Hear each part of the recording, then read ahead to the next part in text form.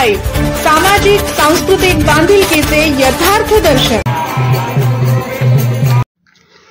सिल्लोड तालुक्यात श्रीरामनवमी उत्सव उत्साहात साजरा।